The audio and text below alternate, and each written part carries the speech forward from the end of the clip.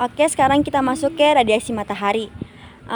Radiasi matahari adalah energi dari matahari menjadi sumber energi utama bagi tumbuhan untuk melakukan fotosintesis. Dan akan melanjutkan ke CO2 atmosfer. Jadi karbon berada di udara dalam bentuk karbon dioksida yang mana dilambangkan dengan CO2 tadi. Gas ini berasal dari respirasi makhluk hidup, pembakaran bakar fosil, pembasukan dan aktivitas vulkanik. Di sini juga membahas tentang fotosintesis. Tumbuhan menyerap CO2 dari atmosfer dengan bantuan energi matahari untuk membuat makanan yang mana diistilahkan dengan nama glukosa. Dalam proses ini tumbuhan juga menghasilkan oksigen yaitu O2 yang dilepaskan ke udara. Berikutnya, respirasi tanaman dan hewan. Tumbuhan, hewan, dan manusia melakukan respirasi untuk menghasilkan energi. Proses ini menggunakan oksigen dan menghasilkan CO2 yang dilepaskan kembali ke atmosfer.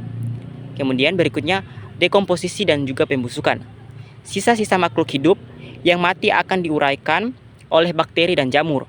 Proses penguraian ini menghasilkan CO2 serta karbon yang masuk ke dalam tanah. Selanjutnya yaitu pembentukan endapan organik dan fosil.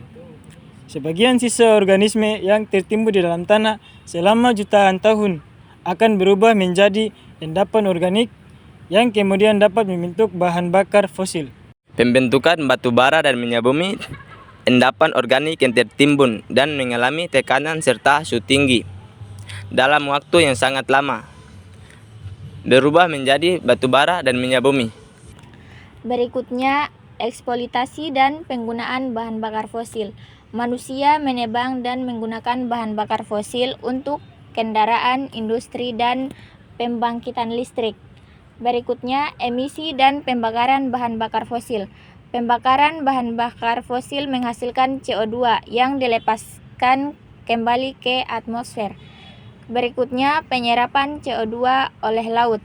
Sebagian CO2 dari atmosfer diterapkan oleh laut dari larut dalam air laut. Berikutnya, karbon di dalam laut. Karbon yang ada di laut digunakan oleh organisme laut seperti plankton, kerang, dan organisme lainnya untuk membentuk tubuh dan cangkang. Berikutnya, sedimentasi dan pembentukan batu kapur. Sisa organisme laut yang mati akan tenggelam dan membentuk sedimen karbon di dasar laut, yang lama-kelamaan dapat menjadi batu kapur. Dan selanjutnya, aktivitas vulkanik atau letusan gunung berapi. Karbon yang tersimpan dalam bumi dapat dilepaskan kembali ke atmosfer melalui letusan gunung berapi dalam bentuk CO2.